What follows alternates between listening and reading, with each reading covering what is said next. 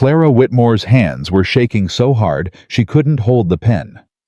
The banker slid the foreclosure notice across his desk, 30 days to sell, or the bank would take everything. Her son Tommy stood beside her silent, as he'd been since watching his father die 2 years ago. 8 years old, and he hadn't spoken a full sentence since. The banker smiled. It wasn't kind. "A woman alone can't manage a cattle ranch, Mrs. Whitmore. Mr. Cross has made a generous offer. I suggest you take it before—" Clara stood, walked out, left the paper on his desk. Tommy followed, still silent, always silent. Before we begin, if you're watching from anywhere in the world, please subscribe and comment with your city below. I want to see how far this story reaches. And stay until the end, because what happens between Clara, a broken soldier, and her silent son will either break your heart or put it back together. Maybe both. The February wind cut through Clara's wool coat like it wasn't there. She walked fast. Tommy's hand in hers, away from the bank, away from the general store, where women whispered behind their hands, away from the church where Reverend Gaines preached about widows who bring calamity upon themselves. "Mama," Tommy whispered. First word in 3 days. Clara stopped, knelt in the frozen mud. "What is it, baby?" Tommy pointed at the bakery window. Fresh bread still steaming. Her stomach twisted. They'd had cornmeal mush for breakfast. Cornmeal mush for dinner the night before. Cornmeal mush for, "Not today, sweetheart. Maybe Sunday." Sunday was 6 days away. She didn't have money for Sunday either. They walked home, 3 miles on foot because she'd sold the wagon last month. The Whitmore Ranch sat at the edge of town, 40 acres of scrub brush and stubborn hope. The house her husband James had built by hand before a spooked horse kicked him in the head and killed him in front of their son. The fence was cut again.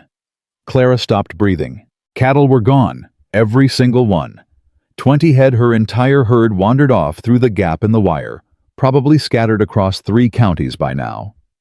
"Stay here," she told Tommy. She ran to the fence line. Fresh cuts. Wire snipped clean, not rusted through. Someone had done this. Same someone who'd cut the fence 2 weeks ago. Same someone who'd poisoned her well last month. Boot prints in the mud. Big. Male. Leading north toward Cross's land. Mrs. Whitmore. Clara spun around. A man stood by her barn. Tall. Dark-skinned. Cavalry coat worn to threads. He held his hands where she could see them. "Who the hell are you?" Clara's voice came out harder than she meant. "Name's Eli Storm. Folks call me Eli. He paused, looked past her at the cut fence. "I'm the man who's been watching your property at night. And I'm sorry, ma'am. I wasn't here when they did this." Clara's hand went to the pocket where she kept James's folding knife. "You been watching my property that's supposed to make me feel safe?" "No, ma'am.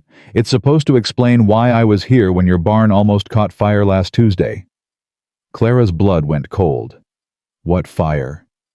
"The one I put out before it spread. Someone soaked your hay bales in kerosene. I smelled it, found the trail, doused it before it caught proper. And you didn't think to mention this to me. Didn't want to scare you. Thought I could handle it quiet. I don't need a man handling things for me." "No, ma'am. You need a man working for you. There's a difference." Clara stared at him. His face was weathered, creased at the eyes, scars on his hands, a long old scar down the side of his neck. This was a man who'd seen violence. Maybe caused some too. "I don't have money to pay you." "Didn't ask for money." "Then what do you want?" Eli looked at the ranch house, the sagging porch, the cracked windows, the barn that needed new boards. A place to work, food, somewhere to sleep. That ain't the ground. I'll take wages when you can afford them. Until then, I'll take 3 meals and a dry place to lay my head. Why? Because someone's trying to run you off this land, and I got a feeling I know who. And because... He stopped, looked at Tommy, who'd appeared at Clara's side, silent and staring. Because a boy that age shouldn't look that scared in his own yard. Clara wanted to say no. Every instinct screamed danger, strange man, unknown past, too convenient. But her cattle were gone. Her fence was cut. Her barn had almost burned. And Tommy was looking at this stranger with something Clara hadn't seen in his eyes for 2 years. Curiosity. "You got a reference?" Clara asked. "Someone who'll vouch for you." "No, ma'am. Been on the move since I mustered out. But I can show you my discharge papers if you want proof I served." Cavalry. 10th Cavalry. Buffalo Soldiers. Spent 8 years fighting Comanche Apache and worse. Clara knew the 10th. Black Regiment. Segregated. Toughest soldiers in the West, according to James, who'd fought alongside them at Fort Davis. "Show me the papers." Eli reached into his coat slowly, pulled out a folded document. Clara opened it. Discharge papers dated 1881. Honorable service. Signed by Colonel Benjamin Grierson himself. "Why'd you leave?" "War ended. Army didn't need as many of us. And I—" His voice went flat. "I had reasons to leave." "What reasons?" "Personal ones. Ma'am, you can trust me or you can send me away. But if I go, whoever's cutting your fences will come back. And next time, it won't be just fences." Clara looked at Tommy, at her son's too thin face and too quiet eyes, at the cut fence, at the barn that had almost burned. "You sleep in the barn. You eat after we eat. You don't come in the house unless I invite you. And if I find out you're working for Cross, I ain't. I'll shoot you myself." "Yes, ma'am. And if you touch my son, I won't. I'll do worse than shoot you." "Understood." Clara held out her hand. They shook. His grip was firm, calloused, careful not to squeeze too hard. "I'll start with the fence," Eli said. He walked away before she could change her mind, started gathering the cut wire, his movements efficient, practiced. Tommy tugged Clara's sleeve, pointed at Eli. "What baby?" Tommy made a gesture Clara didn't understand at first. Then she realized he was mimicking tipping a hat, the way James used to. "Yeah," Clara said softly. "He seems decent. Maybe." That night, Clara lay awake in her bed listening to the sounds of the ranch. Cattle lowing weight. Cattle. She went to the window, saw her herd in the pen. All 20 head. Eli stood by the gate, watching them settle. He'd found them, rounded them up, brought them home. Clara's throat tightened. She hadn't cried when James died, hadn't cried when the town turned on her, hadn't cried when the banker handed her foreclosure papers. But she cried now. Just a little. Just enough. The next morning, Clara found Eli already working. He'd fixed the fence, reinforced the gate, and mucked out the barn. When she brought him breakfast, leftover cornbread and black coffee, he took it with a quiet, "Thank you, ma'am," and ate standing up. "You can sit," Clara said. "Prefer to stand. Old habit." Tommy appeared in the barn doorway, stared at Eli. Eli nodded at him once, then went back to eating. "Your boy always this quiet?" Eli asked. "Since his father died. Hasn't said more than a few words at a time since." "How'd it happen?" "Horse spooked. Kicked James in the head. Tommy saw it." Eli stopped eating. Set the plate down. "That's a hard thing for a child to carry." "Yeah." He talked to doctors. "Can't afford doctors. Can barely afford food." Eli picked up his plate again, chewed thoughtfully. "My son used to go quiet after bad dreams. Wife would sit with him. Didn't make him talk, just sat. Took time, but he'd come around." Clara's heart sank. "You have a son." "Had. He and my wife died 6 years ago. Cholera." "I'm sorry." "Me too." They stood in uncomfortable silence. Tommy wandered closer, watching Eli with wide eyes. "You like horses, son?" Eli asked gently. Tommy nodded. "You want to help me check their hooves later, make sure they're sound." Tommy looked at Clara. She nodded. Tommy nodded too. "Good," Eli said. "I'll teach you proper, the way my boy learned." 3 days passed. Eli worked from dawn to dusk. Fixed the barn door, patched the roof, built a new chicken coop because Clara's hens kept getting picked off by coyotes. He didn't talk much, didn't ask questions, just worked. On the fourth day, Sheriff Dawson rode up. Clara's stomach dropped. Dawson was Cross's man, everyone knew it. He tipped his hat to her, but his eyes were cold. "Mrs. Whitmore, heard you hired help." "I did." "Mind if I meet him?" "I do mind, actually." "Not asking permission, ma'am. Got reports of a suspicious character on your property. Just doing my job." Eli appeared from the barn, walked over calm and steady. "This him?" Dawson asked. "This is Eli Storm, my ranch foreman." Dawson's eyebrows rose. "Foreman? That's a mighty big title for a—" He stopped, smiled ugly. "For a drifter." "I ain't drifting," Eli said quietly. "I'm working." "You got papers." Eli produced his discharge papers without a word. Dawson barely glanced at them. "Buffalo soldier, huh? Long way from your regiment." "Regiment disbanded. I moved on." "Moved on to what, squatting on white folks' property?" Clara stepped between them. "He's not squatting. He works for me, legally. And unless you've got a warrant, Sheriff, you can leave my property." Dawson's smile vanished. "Careful, Mrs. Whitmore. People are already talking about you." "You really want to add harboring a—" "Say it," Eli interrupted. His voice was soft, dangerous. "Go ahead. Say what you want to say." Dawson's hand drifted toward his gun. Eli didn't move, didn't blink. "Sheriff," Clara said sharply, "unless you're here to investigate who cut my fences and tried to burn my barn, you're wasting my time." "Cut fences? That's the first I'm hearing of it." "Because I didn't report it. Figured you wouldn't do anything anyway." Dawson's jaw tightened. "You're making a mistake, ma'am. Cross has been patient, but patience runs out." "Is that a threat?" "It's a fact." He rode away. Clara didn't breathe until he was gone. "Thank you," Eli said. "For what?" "For standing between us. You didn't have to." "Yes, I did. You work for me. That makes you my responsibility." Eli studied her face. "You're tougher than you look, Mrs. Whitmore." "I have to be. Nobody else is going to stand up for us." "I will." Clara wanted to believe him, wanted to trust that someone finally would stay, but men always left, either by choice or by death. "We'll see," she said. Why, that night, Tommy had a nightmare. Clara heard him crying and ran to his room.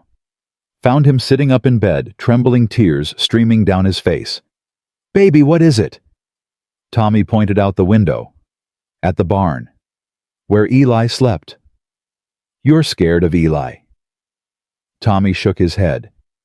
Pointed again. Made a gesture, someone falling. "You dreamed about Daddy." Tommy nodded. Clara held him, rocked him, whispered things mothers whisper, but Tommy wouldn't settle, kept pointing at the barn.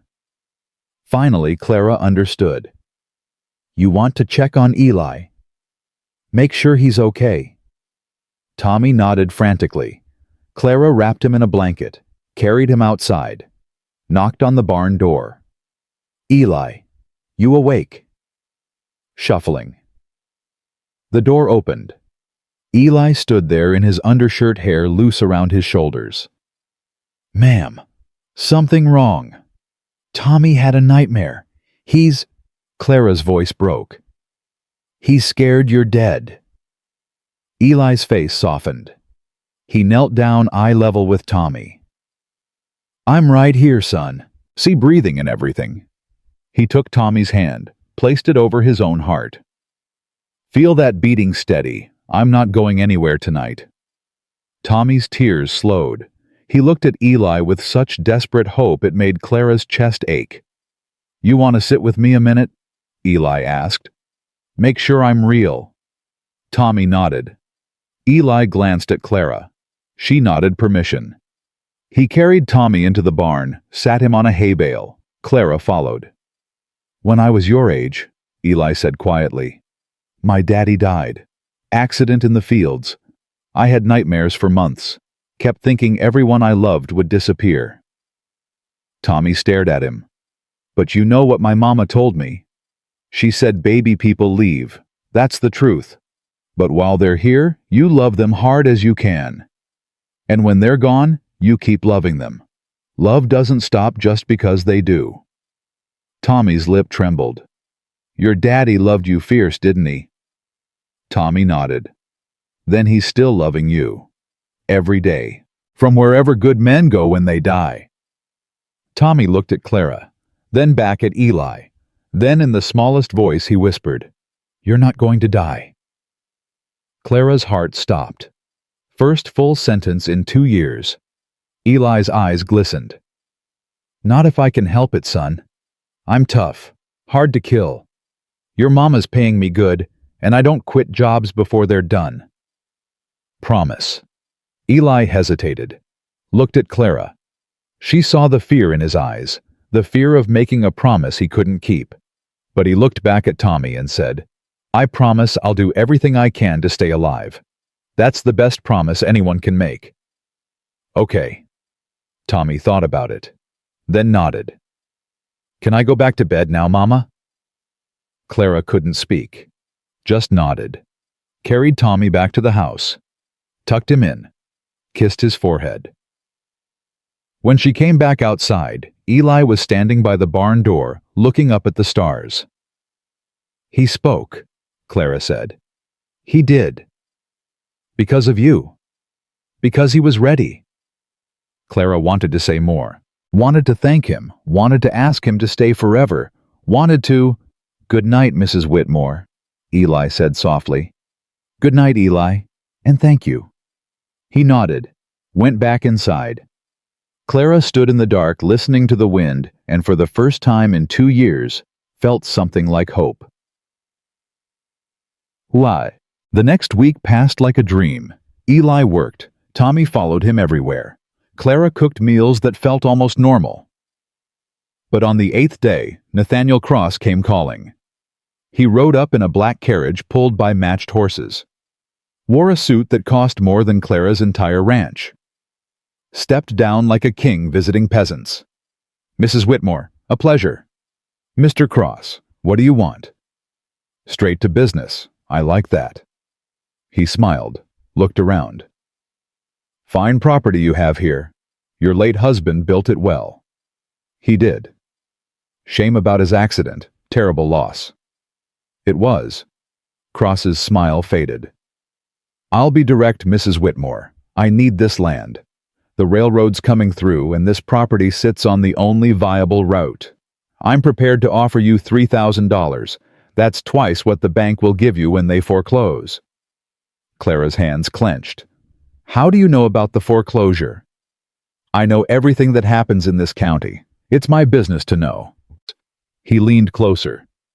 "Take the money, Mrs. Whitmore. Buy a little house in town. Raise your boy somewhere safe. This ranch is killing you slowly." "No. No. This land belonged to my husband. I won't sell it. Even if staying means losing everything, your cattle are barely worth butchering. Your fences are falling apart. And that—" He glanced at Eli, who stood by the barn watching. "That man you hired, he can't save you." "He doesn't need to. I'll save myself." Cross's face hardened. "You're making a mistake." "It's my mistake to make." "Then you'll make it alone. Because I'll make sure no one in this county helps you. No credit at the store, no hands willing to work for you, no water rights when summer comes. You'll dry up and blow away, Mrs. Whitmore, and when you do, I'll buy this land from the bank for pennies." He climbed back into his carriage, rode away without another word. Clara stood frozen. Tommy ran to her side. Eli walked over. "How bad is it?" Eli asked. "He's going to strangle us, cut off credit, block water rights, make it impossible to operate." "Can he do that?" "He owns half the town. The other half owes him money. Yeah, he can do that." Eli was quiet for a long moment. Then he said, "I got some money saved. Not much, but enough to buy supplies if the store won't give credit." "I can't take your money." "You're not taking. I'm investing. If this ranch goes under, I lose my job. Makes sense to keep it afloat." Clara looked at him. At this man who'd appeared out of nowhere and stayed when anyone else would have run. "Why are you really here, Eli?" "What do you mean?" "I mean, why did you stop here at my ranch out of all the places you could have gone?" Eli looked away, touched something at his throat, a leather cord barely visible under his collar.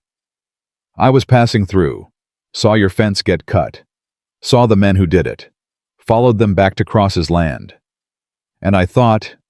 He stopped, started again. "I thought, here's a woman alone with a boy to protect and nobody helping her. And I remember what that feels like, being alone, needing help and getting none." "What happened to your family, Eli, really?" His jaw tightened. "We lived on Kiowa land. My wife was Kiowa. Our son was mixed. When the army forced relocations, they burned our home. My wife and boy were inside. I was 3 miles away escorting a supply wagon. By the time I got back..." He didn't finish, didn't need to. "I'm sorry," Clara whispered. "Don't be. Just let me stay. Let me help. Because I couldn't help them, but maybe I can help you." Clara made a decision that felt like stepping off a cliff. "Okay, but Eli, if we're going to survive this, we can't just defend. We have to fight back." Eli's eyes met hers, and for the first time, she saw the soldier he used to be. "Then let's fight," he said. Tommy looked up at both of them, and for the first time since his father died, he smiled. The general store smelled like tobacco and judgment. Clara pushed through the door with Tommy's hand in hers, and Eli following 2 steps behind. Every head turned. Conversation stopped mid-sentence. Martha Green stood behind the counter, arms crossed. "We're closed." "Your sign says open until 6, Clara said. "It's 4:30. "I said we're closed." Clara set her shopping list on the counter. "I need flour, salt, coffee, and lamp oil. I have cash." Martha didn't look at the list. "Can't help you." "Why not?" "Store policy. We reserve the right to refuse service." "Since when?" "Since this morning. Mr. Cross bought a stake in the business. New rules." Martha's eyes flicked to Eli. "We don't serve his kind anyway." Eli's hand twitched. Clara felt him tense behind her. "His kind." Clara's voice went quiet. "Dangerous." "You mean employed? Or are you going to say what you really mean?" Martha's face flushed. "I mean, we don't want trouble." "Then sell me flour and we'll leave." "No." Tommy tugged Clara's sleeve. She looked down. Her son's eyes were wide, frightened. He'd seen this before. The rejection. The cruelty disguised as propriety. Clara picked up her list, turned to leave, then stopped. "My husband used to spend $60 a month in this store, Martha. Every month for 8 years. That's almost $6,000. You took his money just fine when he was alive." "Things change." "Yeah, they do." Clara walked out. Eli followed. Tommy ran ahead to the wagon. "There's a trading post in Cedar Bluff," Eli said quietly. 20 miles south. They'll sell to us." "That's 2 days travel round trip. We don't have 2 days." "Then what do you want to do?" Clara looked back at the store, at Martha watching through the window, at the other shopkeepers pretending not to stare. "I want to burn it down," Clara said, "but I'll settle for finding another way." They climbed into the wagon. Tommy sat between them. As they pulled away, someone threw a rock. It hit the side of the wagon with a crack that made Tommy jump. "Widow whore!" a voice shouted. Clara kept driving, didn't look back. Her hands shook on the reins. "Mama!" Tommy whispered. "What's a whore?" Clara's throat closed up. "It's a word small people use when they can't think of anything smarter to say," Eli said calmly. "Means nothing. Worth less." Tommy considered this. Then why did they say it? Because your mama scares them. Mama's not scary. She is to folks who need other people to be small so they can feel big. Tommy thought about this all the way home. When they pulled up to the ranch, he said, "I think I understand." Clara wanted to ask what he understood, but she was afraid of the answer. That night, she counted their remaining supplies. 3 days of flour. Maybe 4 if she stretched it. No coffee, no salt. Lamp oil almost gone. She sat at the kitchen table with her head in her hands and let herself cry for exactly 2 minutes. Then she stopped. Crying was a luxury she couldn't afford. Someone knocked. Eli stood in the doorway, hat in his hands. "Didn't mean to intrude. Saw your lamp still burning." "Can't sleep." "Me neither." He paused. "I could ride to Cedar Bluff tomorrow. Be back by nightfall if I push hard." "And leave us here alone, no." "Then what?" Clara looked at her empty flour tin, at her son sleeping in the next room, at this man who'd stayed when he should have run. "We have to force Cross's hand, make him come at us directly instead of strangling us slow." "How?" "Water rights. He needs access to the creek that runs through my property. It's the only reliable source for miles. Right now, I let him use it because James believed in being neighborly." She laughed bitterly. "But maybe it's time to stop being neighborly." Eli was quiet for a long moment. "You fence off the creek, you start a war." "We're already at war. He just hasn't admitted it yet." "Mrs. Whitmore." "Clara, if we're going to fight together, you can call me Clara." "Clara." He tested the name, nodded. "You fence off that water, Cross will come. With men. With lawyers. Maybe with worse. Let him come. At least then we'll know what we're fighting." Eli studied her face. Then he said, "Your husband was a lucky man." "No, he wasn't. He's dead." "I meant before that." Clara's chest tightened. She looked away. "We start building the fence tomorrow. 2 days' work, maybe 3. Can you handle it?" "I can handle anything you need me to handle." She believed him. God help her, she believed him. The next morning, they started building. Clara marked the fence line while Eli dug post holes. Tommy carried water and handed them tools. It was hard work backbreaking, but it felt like fighting back. On the second day, Sheriff Dawson rode up. "Mrs. Whitmore, what are you doing?" "Building a fence. It's my property." "That creek waters half the county." "Then maybe the county should have been nicer to me." Dawson's jaw tightened. "Cross isn't going to like this." "I'm not particularly concerned with what Cross likes." "You're making a mistake. So everyone keeps telling me, but it's still my mistake to make." Dawson looked at Eli. "You putting her up to this?" "No, sir, I'm just following orders." "Orders?" Dawson spat in the dirt. "You're going to get her killed, you know that. You and that boy." "No, sir, I'm going to keep them alive. That's the job." Dawson rode away muttering curses. Clara didn't care. She went back to work. By evening, the fence was half finished. Clara's hands were blistered. Eli's shoulders were tight with exhaustion. Tommy had fallen asleep under a tree. "We'll finish tomorrow," Clara said. "Yeah." Eli looked at the fence, at the creek beyond it. "You know Cross is going to come tonight." "I know." "You wanted me to stay up. Keep watch." "No. Get some sleep. You'll need your strength tomorrow."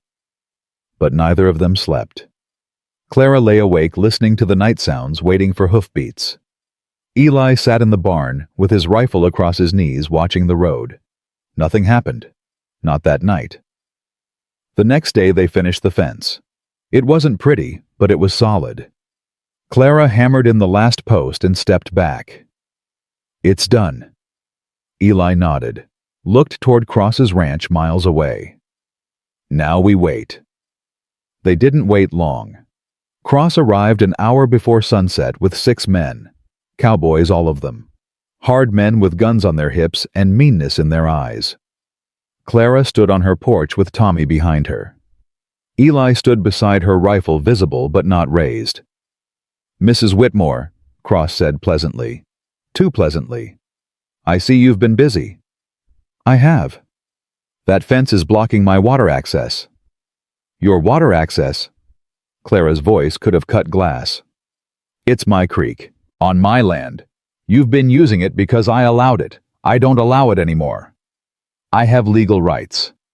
Show me the papers. Cross's pleasant expression slipped. I don't need papers. It's been common use for 20 years. Then you should have formalized it. Put it in writing. Got my signature.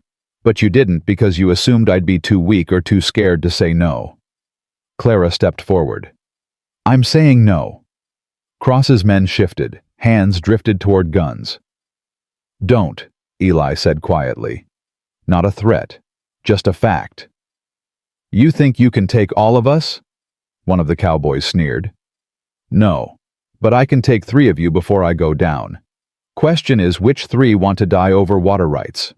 Nobody moved. Cross held up a hand. Gentlemen, we're civilized people. Mrs. Whitmore, you're making a very serious error in judgment. I'm making a stand. You're making yourself an enemy of everyone in this county. I already was. At least now I'm honest about it. Cross's face went hard. You have 48 hours to remove that fence. If you don't, I'll remove it myself. You set foot on my property again, I'll shoot you for trespassing. Bold words for a woman alone. She ain't alone, Eli said.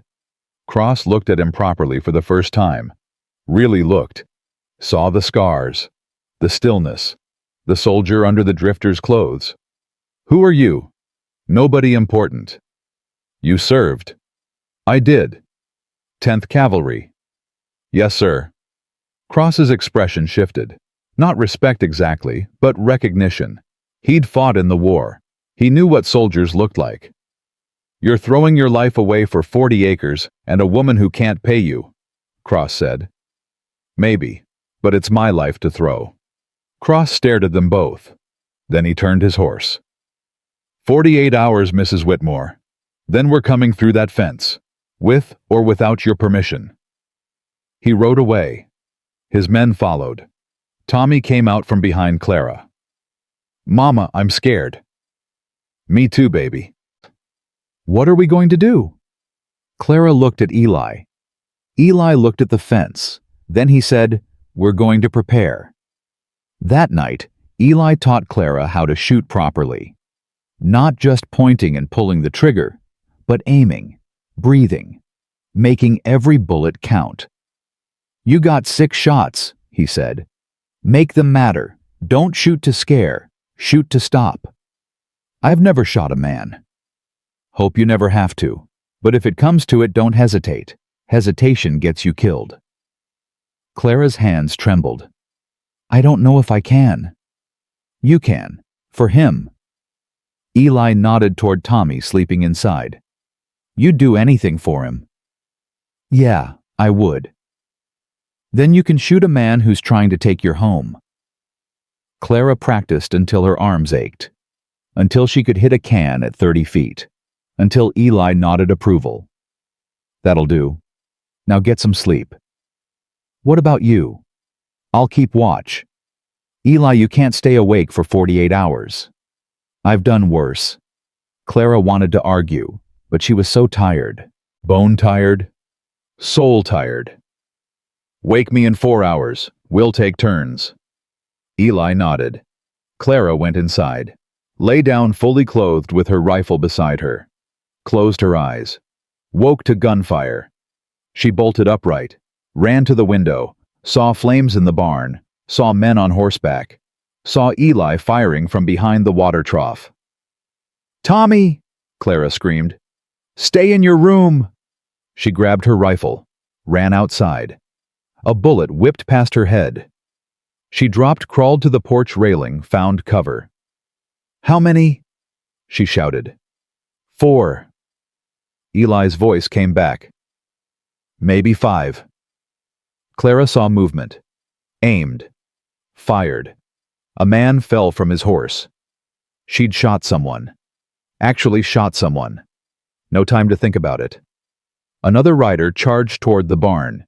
Clara fired again. Missed. Fired again. Hit the horse. It went down screaming. "Cease fire!" a voice shouted. "Cease fire!" The shooting stopped.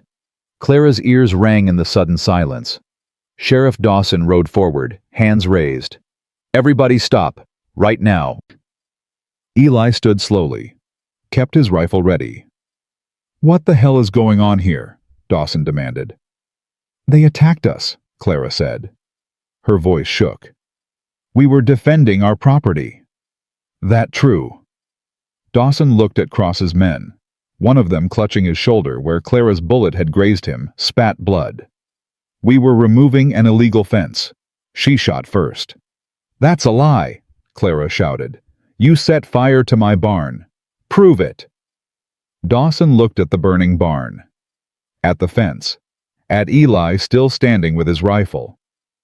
"Mrs. Whitmore, I'm going to have to ask you and your hired man to come into town. Answer some questions." "About what? Defending my own property?" "About discharging firearms in a residential dispute." "Residential dispute? They tried to kill us." "That's to be determined. Now put down the rifle." Clara looked at Eli. He shook his head fractionally.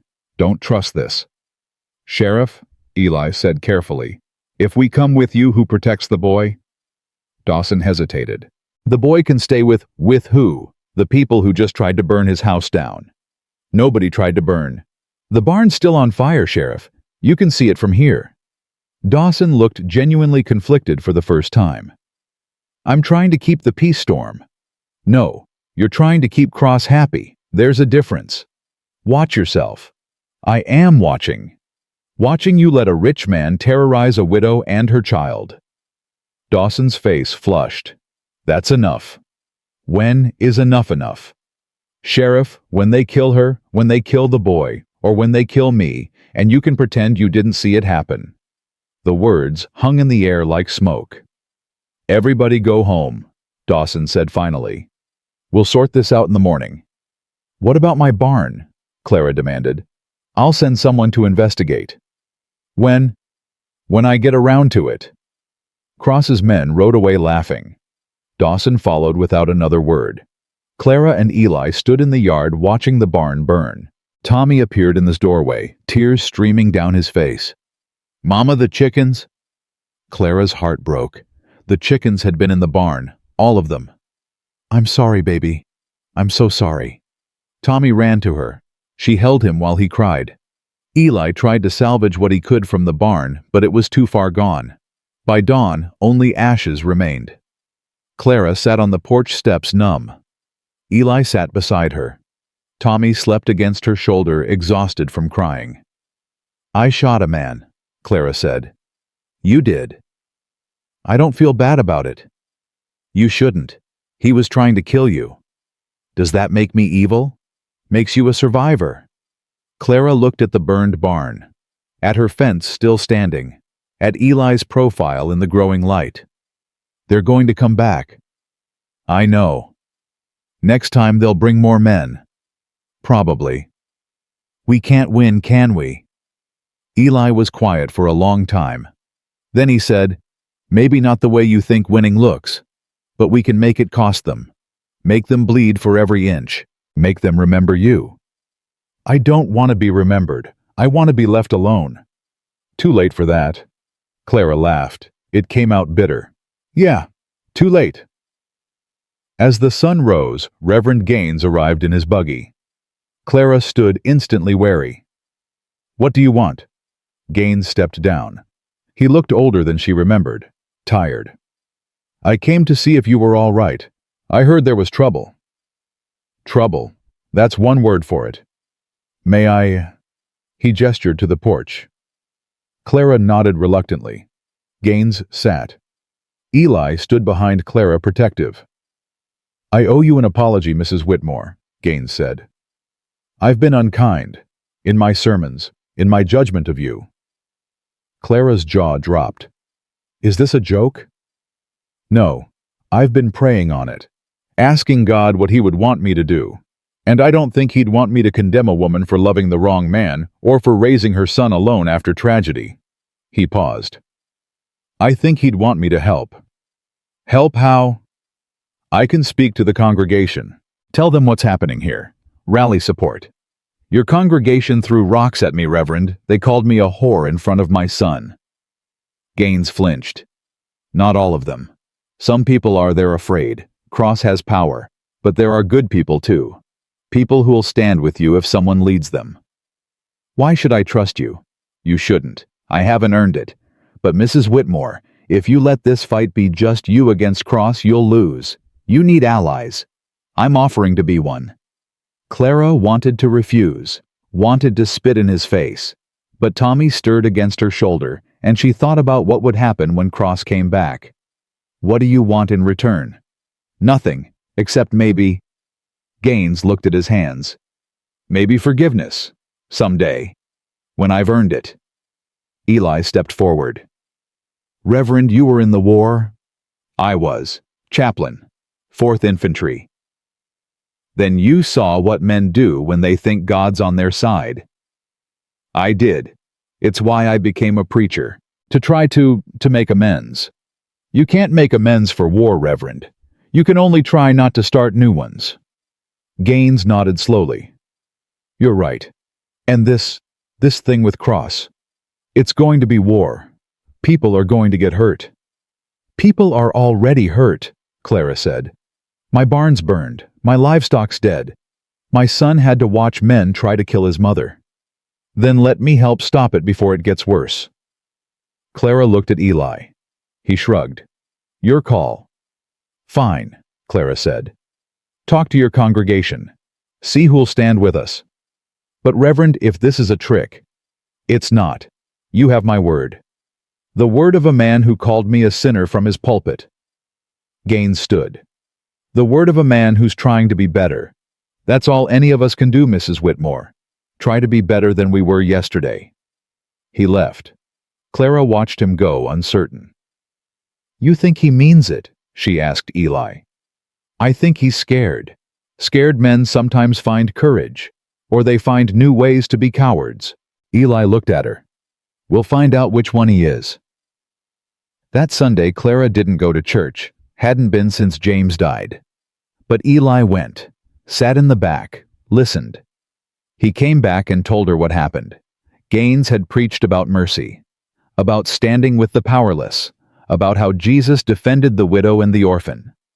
Some people walked out, but others stayed, and a handful, nodded agreement. How many? Clara asked. Maybe 10, 15 if we're lucky. That's not enough. It's more than we had yesterday. Clara wanted to believe it mattered, but when she looked at her burned barn, and her empty chicken coop, and her son's too quiet face, she couldn't find hope. That night, Cross made his next move. Not violence this time. Something worse. Tommy disappeared. Clara had put him to bed, checked on him like always, then gone to sleep herself. When she woke, his room was empty. She screamed, ran outside. Eli came running from the barn. Tommy's gone. They searched the house, the yard, the fields, called his name until their voices were raw. Nothing. Could he have wandered off? Eli asked. No, never. He's too scared of the dark. Then someone took him. Clara's legs gave out. She fell to her knees in the dirt. No, no, no, no, no. Eli caught her, held her up. Listen to me. Listen, we'll find him. I swear to God we'll find him. How he could be anywhere. Cross wants leverage. He won't hurt the boy, not yet. He'll make a trade. Your land for your son. Clara's vision swam. She wanted to vomit, wanted to die, wanted to burn the world down. Then I'll give him the land. No. Yes, I don't care about the land. I care about Tommy. If you give him the land, what's to stop him from keeping Tommy anyway, making sure neither of you can testify against him? The truth of it hit Clara like a fist. Then what do I do? Eli's face went hard. You let me handle this. What does that mean? It means I'm going to Cross's ranch, and I'm going to get your son back. They'll kill you. Maybe, but I'll get Tommy out first. Eli. Clara. He held her shoulders, looked in her eyes. This is what I do. What I was trained to do. Trust me. She wanted to. God, she wanted to. But everyone she'd ever trusted had left her. Promise me you'll come back, she whispered. You and Tommy. Promise me. Eli hesitated. Then he lied. I promise. He kissed her forehead, grabbed his rifle, mounted his horse. Clara watched him ride toward Cross's ranch, toward almost certain death, and prayed to a God she wasn't sure she believed in anymore. Please, please let them come home. The night stretched forever. Clara paced, loaded and reloaded her rifle. Waited. As dawn broke, she heard horses. She ran outside, saw Eli riding hard with Tommy in front of him on the saddle. Behind them, a dozen riders gaining ground. Get inside, Eli shouted. Bar the door. Not without you. Eli reached the porch, handed Tommy down. Run! Clara grabbed her son. He was alive, conscious, sobbing but alive. Eli wheeled his horse, fired at the pursuers, bought them seconds. They ran inside. Eli slammed the door, threw the bolt. How many? Clara asked. 10, maybe more. Eli checked his rifle. 3 bullets left. You got ammunition. In the cabinet. Glass shattered. A window exploded inward. Clara shoved Tommy into the bedroom. Eli fired through the broken window. They're surrounding us, Clara shouted. I know, a voice called from outside. Send out the soldier and we'll let you and the boy live. Clara looked at Eli. His face was set, resigned. Don't, Clara said. Don't you dare. It's the only way. No, we fight together, all of us, or none of us. Eli's eyes glistened. You're asking me to let you die. I'm asking you to let me choose. For once in my life, let me choose. He nodded, handed her a rifle. They stood back to back waiting. Then they heard it, church bells, ringing in the distance, and hoofbeats, lots of them. Reverend Gaines appeared on the road with 20 men, 20 townspeople, armed, angry.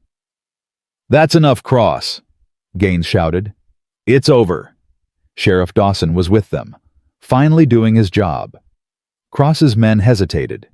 The odds had shifted. Stand down, Dawson ordered. All of you. Slowly, reluctantly, guns were lowered. Clara's legs gave out again, this time from relief. Eli caught her, held her. Tommy ran out, wrapped his arms around both of them. Mama, Papa, don't let go. Clara froze. Papa. He'd called Eli Papa. Eli looked at her over Tommy's head. His eyes asked a question. Clara nodded. Yes, if that's what he wants. If that's what you want. I won't let go, son, Eli said quietly. Never again. Cross didn't leave. He sat on his horse, staring at the 20 townspeople who'd shown up to stop him. His face was stone, but Clara saw his jaw working, saw the calculation in his eyes. This doesn't concern you people, Cross said. It concerns all of us, Gaines replied. His voice shook, but he didn't back down. You took a child. You burned property. You terrorized a widow. I'm protecting my water rights. By kidnapping an 8-year-old boy. Cross's face flushed. He wasn't harmed. That's supposed to make it right? This from Martha Green. Clara's head snapped around. Martha stood with the others holding an old hunting rifle. You crossed a line, Nathaniel. Martha. Don't. I've kept quiet. Let you push people around. Let you buy up half the county. But stealing children... Martha's voice cracked. That's where I draw the line. Cross looked around at the faces. People he'd done business with. People who owed him money. People who'd been afraid. They weren't afraid anymore. Not enough to stay silent. Sheriff, Cross said tightly, Are you going to arrest anyone? Dawson shifted in his saddle, looked at Cross, at Clara, at the burned barn and the broken window. Yeah, I am. He pulled out handcuffs. Nathaniel Cross, you're under arrest for kidnapping, arson, and attempted murder. Cross's men reached for their guns. 20 rifles came up in response. Don't, Dawson said. Please don't. Nobody else needs to die today. Cross raised his hand. His men lowered their weapons. This isn't over, Cross said as Dawson cuffed him. Yeah, Clara said. It is. They took Cross away. His men scattered. The townspeople lingered uncertain now that the moment had passed. Martha approached the porch. Mrs. Whitmore, I'm sorry. For the store. For everything. Clara wanted to tell her to go to hell, wanted to spit at her feet the way men had spit at Clara's, but Tommy was watching, learning how his mother handled victory. Thank you for coming, Clara said. That took courage. Not enough. Not soon enough. Martha's eyes were red. My sister died alone. No husband. A baby out of wedlock. I watched people treat her the way I treated you. Watched her give that baby away because she couldn't stand the shame. I swore I'd never... Her voice broke. I'm sorry. Clara nodded. Didn't forgive. Wasn't ready for that, but acknowledged. Martha left. Others came forward. Awkward apologies. Offers to help rebuild the barn. Clara accepted them all with weary grace. When the last one left, she sagged against the doorframe. Eli caught her. You all right? No, but I will be. That's good enough. Tommy tugged Eli's sleeve. Papa, are the bad men gone? Clara's breath caught. Papa, again. Eli knelt down. Yeah, son. They're gone. Forever. I don't know about forever, but for a good long while. Tommy considered this. If they come back, will you be here? Eli looked at Clara. She saw the question in his eyes, the same question from before. Yes, Eli said. I'll be here. Promise? I promise. Tommy hugged him. Eli's arms came around the boy slowly, carefully, like he was holding something precious that might break. Clara turned away so they wouldn't see her cry. That night, after Tommy fell asleep, Clara and Eli sat on the porch. The stars were out. The wind was cold. Everything hurt. You went into Cross's ranch alone, Clara said. That was stupid. I know. You could have died. I know. Don't do it again. Can't promise that. Clara's hands clenched. Why not? Because if someone takes Tommy again, I'll do it again. Every time. Until I can't anymore. That's not... Clara's voice broke. That's not how this works. You can't throw your life away for us. Why not? It's my life. Because Tommy needs you. I need... She stopped. Couldn't say it. Eli turned to look at her. You need what? Nothing. Forget it. Clara. I said forget it. You need me. Eli said quietly. Is that what you were going to say? Clara's throat closed. She nodded. Then why's that so hard to admit? Because everyone I need leaves, dies, disappears, and I can't do that again. I can't watch you die. Eli reached for her hand. She let him take it. I can't promise I won't die, he said. Nobody can promise that. But I can promise I won't leave, not by choice, not ever. How can you know that? Because I've been running for 6 years, running from memories, from guilt, from everything that mattered. And then I found you, and Tommy, and a reason to stop running. He squeezed her hand. You asked me why I stayed, that's why. Because for the first time since I lost my family, I found something worth staying for. Clara looked at their joined hands. At the calluses on his palm that matched the ones on hers. Working hands, surviving hands. I'm terrified, she whispered. Of what? Of this. Of wanting this. Of thinking maybe we could. She couldn't finish. Could what be a family? Clara's tears spilled over. Yes, and then losing it, losing you. You won't lose me. You can't know that. No, but I can choose it. Every day. I can wake up and choose to stay. Choose you. Choose Tommy. Choose this life. He lifted her hand to his lips, kissed her knuckles. I'm choosing Clara. I'm here. I'm staying. She wanted to believe him, wanted it so badly it physically hurt. What if I'm not enough? She asked. What if you wake up one day and realize you made a mistake? That you could have had better somewhere else? Eli laughed. Actually laughed. Better than what? Better than a woman who faced down Cross with 3 bullets and no backup. Better than a boy who calls me Papa, even though he barely knows me. Better than a place that feels like home for the first time in 6 years. He shook his head. There is no better, Clara. There's just this. And this is everything I want. Clara kissed him. Didn't plan it. Didn't think about it.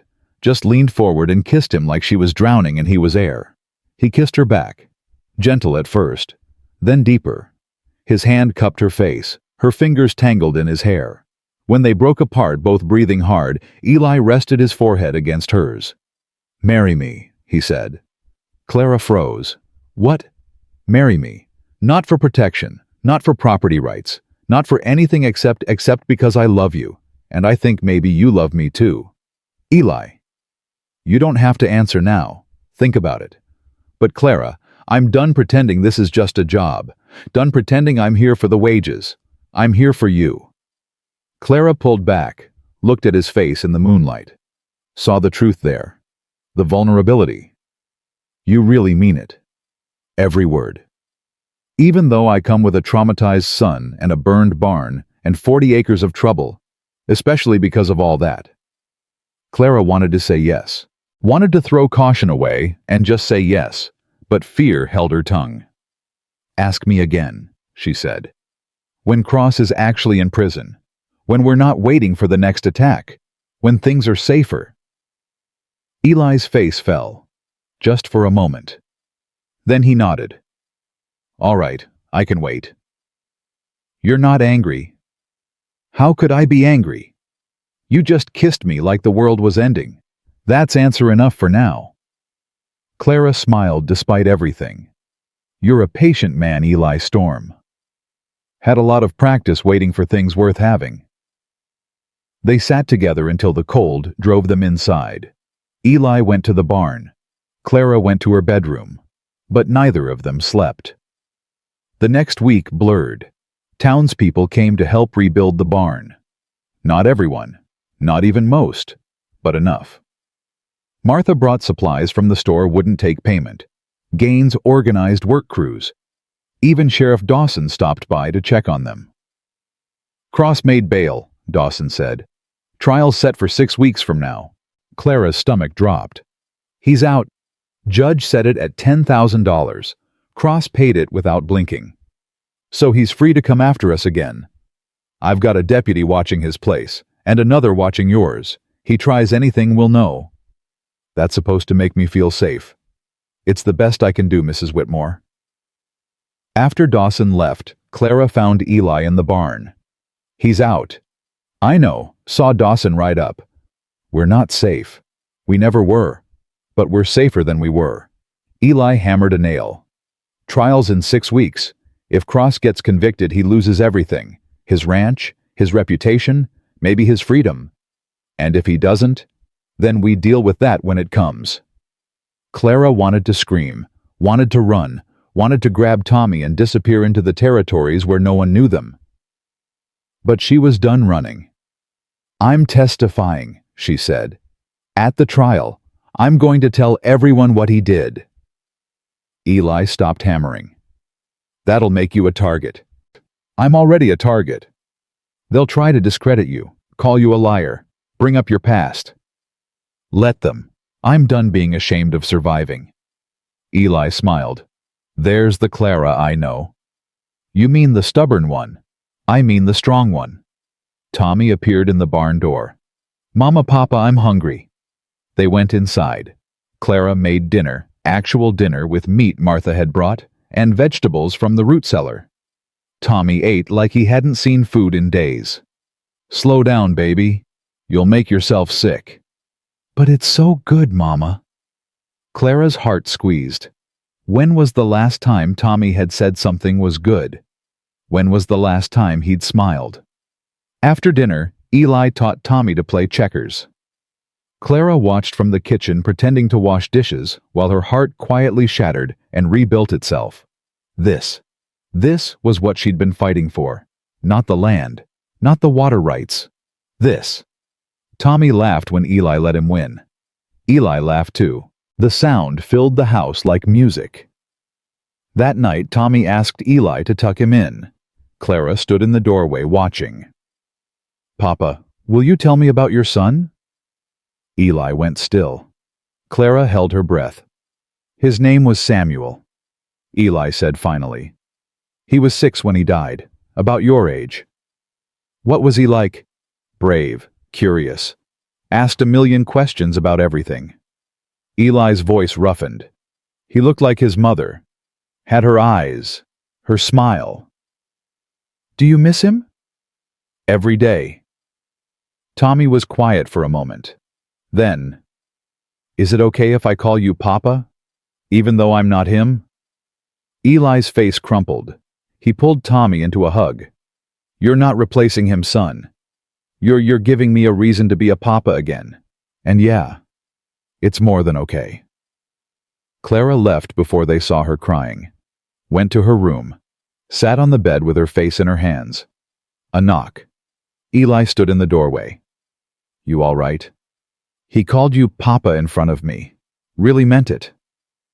I know. If you leave now, if you change your mind about staying, it'll destroy him. I know that too. So don't leave, please. Whatever happens, don't leave. Eli crossed the room, knelt in front of her, took her hands. I'm not James. I can't replace him. Can't be who he was. I don't want you to be James. I want you to be you. Even though I've got ghosts. Even though I wake up some nights thinking I hear my son crying. Even though all that. Because I've got ghosts too. And maybe we can carry them together. Eli stood, pulled her up, held her against his chest. She felt his heartbeat. Steady, real. 6 weeks, he said. We get through the trial. Make sure Cross pays for what he did.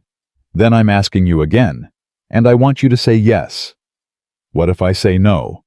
Then I'll ask again the next day, and the day after, until you believe I'm not going anywhere. Clara smiled against his shirt. That's harassment, Mr. Storm. That's persistence, Mrs. Whitmore. They stood like that until Tommy called out from his room. Nightmare. They both went to him, sat on either side of his bed until he fell asleep again. Clara looked at Eli across their sleeping son. Saw the future she wanted. The family she'd thought she'd lost forever.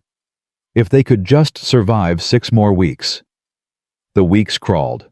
Cross stayed away. But his presence hung over everything. Clara jumped at every sound. Eli slept with his rifle. Tommy had nightmares 3 times a week. The town split. Half the people sided with Clara. Half stayed loyal to Cross. Fights broke out at the saloon. The church congregation dwindled as people chose sides. Gaines kept preaching about mercy, about justice, about standing up to power. Martha reopened credit for Clara. Other shopkeepers followed. Slowly, painfully, Clara rebuilt her life. The barn went up. New chickens arrived. The fence stayed up. The creek stayed blocked. And Eli stayed. He taught Tommy to ride, to shoot, to work leather and mend fences and read tracts. All the things a father teaches a son. Clara watched them together and felt her last defenses crumble. She was in love with Eli Storm. Completely. Terrifyingly. Irreversibly in love. And that scared her more than Cross ever had. One night, 3 weeks before the trial, Clara found Eli sitting by the creek. The water rushed past cold and clean. "Can't sleep," she asked. "Thinking." "About what?" "About Cross. About the trial." He paused. "About what happens if he gets acquitted." "He won't. Too many witnesses. Witnesses can be bought, intimidated, made to disappear." Clara's blood chilled. "You think he'd—" "I think a man who'd kidnap a child would do anything to avoid prison." "Then what do we do?" Eli looked at her. "We prepare. For anything." "How?" "I've got friends. Old cavalry buddies. Men who owe me favors. I've sent word. If things go bad at the trial, they'll be there." "You're building an army." "I'm building insurance." Clara sat beside him. Their shoulders touched. "I don't want to live like this," she said. "Always afraid. Always waiting for the next attack." "Neither do I." "Then let's end it. Not at the trial. Now." Eli looked at her sharply. "What are you saying?" "I'm saying we go to Cross. We negotiate. We find a way to end this that doesn't involve blood." "Clara, I know it's risky. I know he might refuse, but I have to try. For Tommy. I can't let him grow up in a war zone." Eli was silent for a long time. "If we do this, we do it smart. Public place. Witnesses. No chances." "Agreed." "And if he refuses, then we finish it at the trial." They shook hands like business partners. But when Clara stood to leave, Eli pulled her back, kissed her hard and desperate. "Whatever happens," he said, "I love you. Need you to know that." "I love you too," Clara said, and meant it, and wasn't afraid anymore. They arranged the meeting through Dawson. Public. The church. Gaines present as mediator. Witnesses from both sides. Cross arrived in his finest suit. Clara wore her only dress. Eli stood beside her in his cavalry coat, brass buttons polished. Tommy stayed with Martha. Safer that way. They sat across from each other in the front pew. Gaines between them. "Mr. Cross," Gaines began, "Mrs. Whitmore has requested this meeting to discuss a potential resolution. She wants to sell." Cross interrupted, finally seeing sense. "No," Clara said. "I want peace." Cross laughed. "Same thing." "It's not. I'm offering you legal water rights. In writing. Signed and notarized. You can use the creek. Build an irrigation system. Whatever you need." Cross leaned back. In exchange for dropping all claims to my land, admitting what you did, and leaving my family alone." "Family," Cross sneered. "You mean that soldier? That—" "Careful," Eli said softly. Cross's jaw clenched. "You think you can threaten me. I think I can state facts. You kidnapped a child. You burned property. You attempted murder. That's 15 years minimum in a federal prison, maybe more. If you can prove it." "I was there," Clara said. "So was Tommy. So were a dozen townspeople. You're a hysterical widow. The boy's traumatized. And those townspeople, half of them owe me money." "Then you're confident you'll win at trial?" "Very," Clara smiled. "Then why are you here?" Cross went still. "You're here because you're scared," Clara continued. "Scared that maybe, just maybe, the jury will believe us. That you'll lose everything. Your ranch, your reputation, your freedom." "I'm not scared of you." "No, you're scared of consequences. Of finally facing punishment for all the people you've crushed on your way up." Cross stood. "This meeting is over." "Sit down," Eli said. Didn't raise his voice. Didn't move. But something in his tone made Cross hesitate. "We came here in good faith," Eli said, "offering you a way out, a way to keep your water, keep your land, keep your freedom. All you have to do is admit the truth and leave us alone. And if I refuse, then we see you in court, and I'll make sure every newspaper from here to Denver knows exactly what kind of man Nathaniel Cross is." Cross's face went red. You think anyone cares what Eli moved, fast, had Cross by the throat before anyone could blink. Say it, Eli whispered. Go ahead, say what you want to say. Give me a reason. Gaines jumped between them. Gentlemen, please. Eli released Cross, stepped back. His hands shook. Cross rubbed his throat. You just assaulted me, in front of witnesses. You were about to say something that needed stopping, Gaines said firmly. Everyone here knows it. Cross looked around. At the witnesses, at their faces, saw no sympathy. You're all against me. No, Clara said. We're all just done. Done with fear. Done with bullying. Done with you. Cross straightened his jacket, walked to the door, turned back. The trial's in 3 weeks. I'll see you there. And Mrs. Whitmore. When I win, and I will win, I'm taking everything. Your land, your livestock, your dignity. Everything. He left. The door slammed. Clara sagged. Eli caught her. Well, Gaines said quietly, that went poorly. No, Clara said, that went perfect. How do you figure? Because now everyone here heard him threaten me, heard him almost say. She looked at Eli. They heard enough. The witnesses nodded. They'd testify, all of them. But as they left the church, Eli pulled Clara aside. He's not going to let this go to trial. What do you mean? I mean he's going to come at us, hard, before the trial, before these witnesses can testify. You really think? I know. I've seen men like Cross before. Powerful men backed into corners. They don't surrender. They burn everything down. Clara's stomach twisted. Then what do? We prepare for war. That night, Eli's friends arrived. 5 of them. Buffalo soldiers, everyone.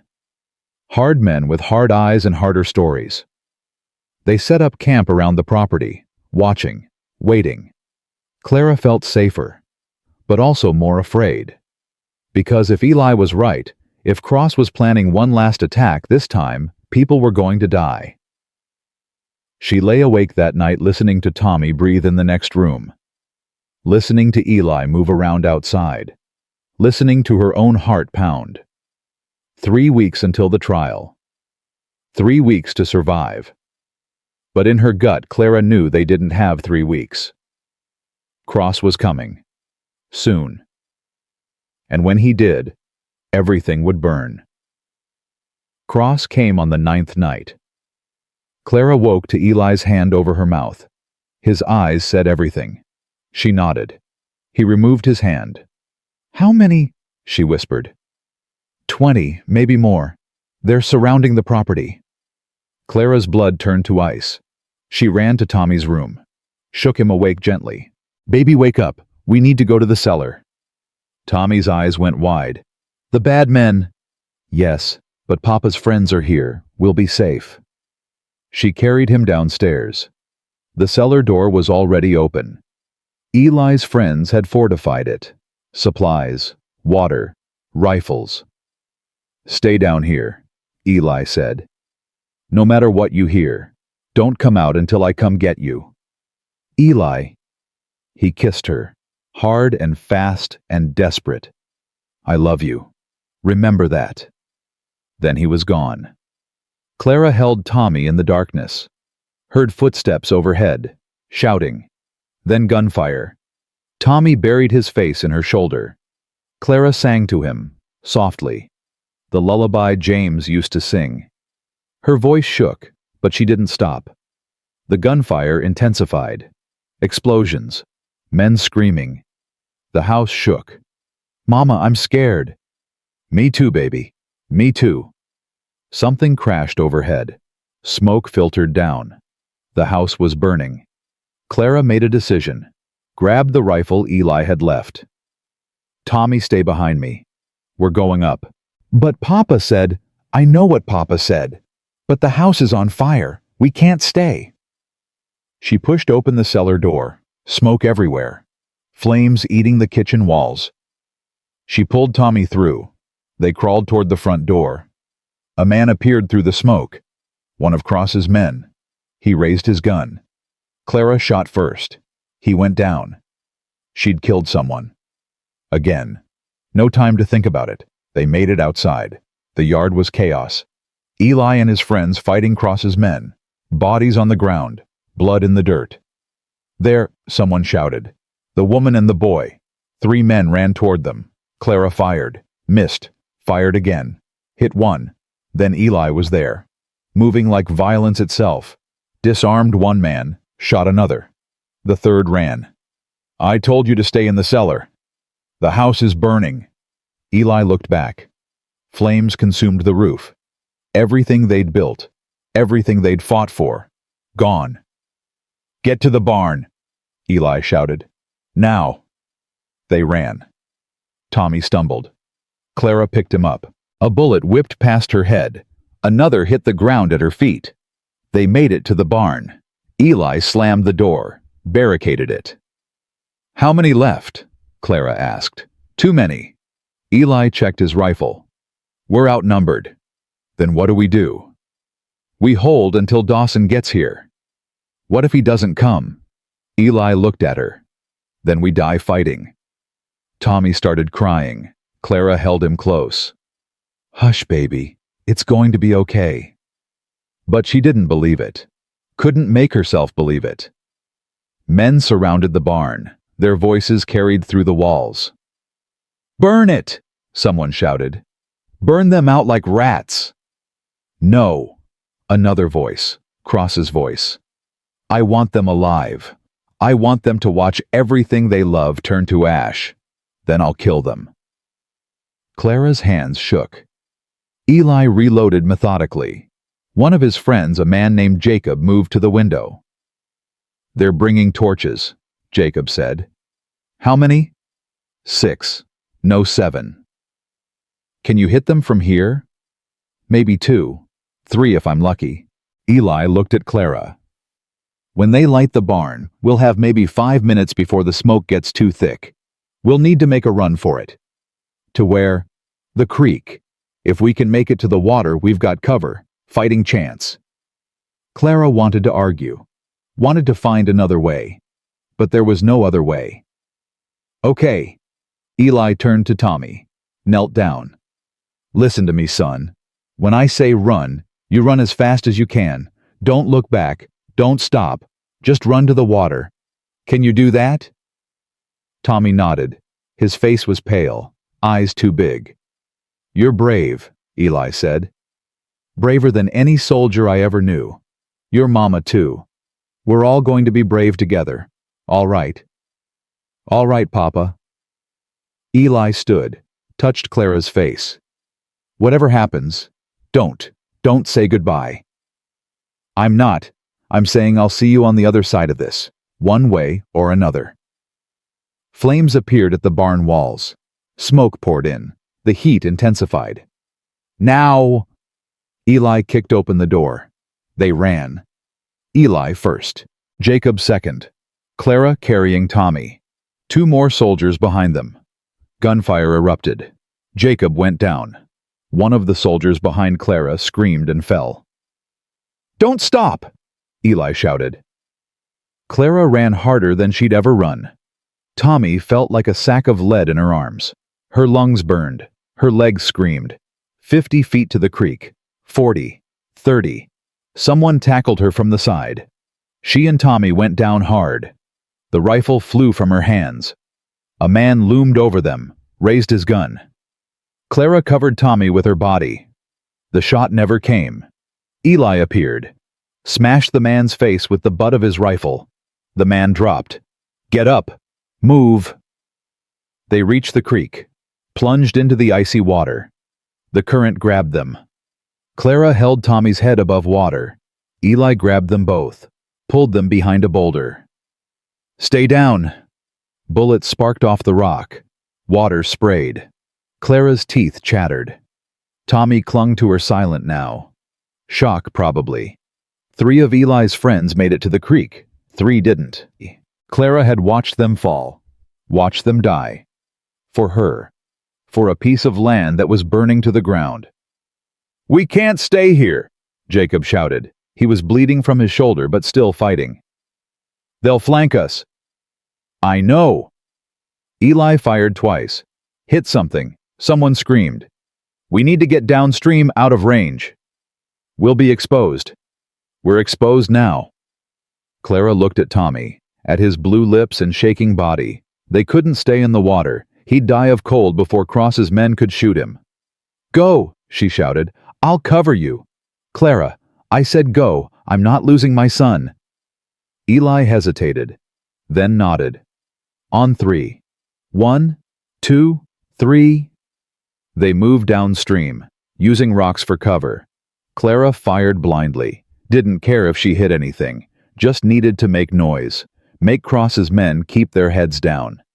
A bullet hit the water next to her, another grazed her arm. She felt the burn, kept shooting. Then her rifle clicked empty. Damn it. A man appeared on the bank, aimed directly at her. Clara closed her eyes. The shot came from behind her. The man fell. Clara spun around. Sheriff Dawson stood on the opposite bank with a rifle. Behind him, 30 men. Townspeople. Armed. Angry. "Cease fire!" Dawson bellowed. "Cease fire or I'll shoot every last one of you." The gunfire stopped. Cross's men looked at each other. At the bodies. At the burning ranch. At the overwhelming force suddenly against them. They ran, scattered into the night like cockroaches. Cross stood alone, watching his men flee. Then he looked at Clara, at Eli, at Tommy shivering in the water. "This isn't over," he said. "Yeah," Dawson said, cuffing him again. "It is. Nathaniel Cross, you're under arrest. Again. And this time, there's no bail." They pulled Clara and Tommy from the water. Someone wrapped blankets around them. Martha appeared with hot coffee. Gaines was there too, his face grim. "Tommy needs a doctor," Clara said through chattering teeth. "He's freezing." "I'll take him," Martha said. "My buggy's right here. I'm going with him." "Clara," Eli's voice. "Let Martha take him. We need to talk to Dawson." "I'm not leaving my son." "I know, but we need to give statements, now, while everything's fresh. It's important." Clara looked at Tommy, at his pale face and glazed eyes. "Go with Miss Martha, baby. I'll be right behind you, I promise." Tommy nodded, too exhausted to argue. Martha carried him away. Clara watched until they disappeared. Then she turned to Dawson. "He tried to kill us. All of us. You saw it." "I did. And I've got 30 witnesses who saw it too."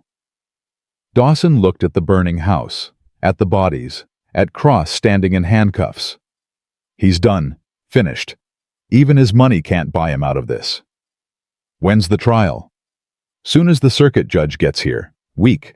Maybe 2. And until then, he stays in jail. No bail. I'll sleep in the cell with him if I have to." Clara nodded, felt her legs give out. Eli caught her. "Easy. You're in shock." "My house is gone. Everything's gone." "You're alive. Tommy's alive. That's what matters." Clara laughed. It came out hysterical. "That's what matters. I have nothing, Eli. No home, no money, no... You have me." She stopped, looked at him. "You have me," he said again. "And Tommy. And a town full of people who just risked their lives for you. That's not nothing." Clara wanted to believe him, wanted to feel grateful instead of devastated. But all she felt was numb. The doctor confirmed Tommy would be fine. Cold, traumatized, but physically fine. Clara stayed with him in Martha's spare room. Wouldn't leave his side. Eli came by every few hours. Brought food Clara didn't eat. Updates she barely heard. He was building something, a new structure on the ranch property, using salvaged materials from the burned house. "You don't have to do that," Clara said. "Yeah, I do." "Why?" "Because it's your land, your home, and I'm not letting Cross take that from you." "Eli, there's nothing left to take. There's everything left, the land, the water, the fight." He knelt beside her chair. You told Cross you weren't giving up. You meant it. So now we rebuild. Together. Clara looked at him. At this man who'd stayed when any sane person would have run, who'd fought beside her, who'd promised to be there, who'd kept that promise even when it nearly killed him. Ask me again, she said. What? Ask me. The question from before. Eli's eyes widened. Clara, ask me. He took her hands. Marry me. Be my wife. Let me be Tommy's father. Let us be a family. Real and legal and permanent. Yes. Yes. Yes, I'll marry you. I want to marry you. I want... Her voice broke. I want to stop being afraid. I want to stop waiting for you to leave. I want to believe in this. In us. Eli kissed her, soft and gentle and full of promise. Tommy stirred in the bed. Mama? Clara went to him. I'm here, baby. Is Papa here too? I'm here, son, Eli said. Tommy smiled. Good. I had a dream we were a real family, with a house and everything. We will be, Clara said, soon. How soon? Eli and Clara looked at each other. How about as soon as you're feeling better, Clara said. We'll have a wedding. Nothing fancy, just us and the people who matter. Can I wear my good shirt? You can wear whatever you want. Tommy closed his eyes. Okay, that's good. He fell back asleep. Clara and Eli sat on either side of his bed, holding hands across their son. The trial happened 2 weeks later. Cross had hired expensive lawyers from Denver. They argued self-defense, argued that Clara had provoked him, that Eli was a dangerous drifter, that the townspeople were biased. The jury deliberated for 3 hours. Guilty, on all counts. The judge sentenced him to 20 years. Federal prison. No parole. Cross's face went white. You can't. This is a mistake. I have rights. You lost your rights when you terrorized innocent people, the judge said. Take him away. They dragged Cross out. He was screaming, threatening, promising revenge. Clara watched him go and felt nothing. Not relief, not triumph, just exhaustion. Outside the courthouse, townspeople gathered.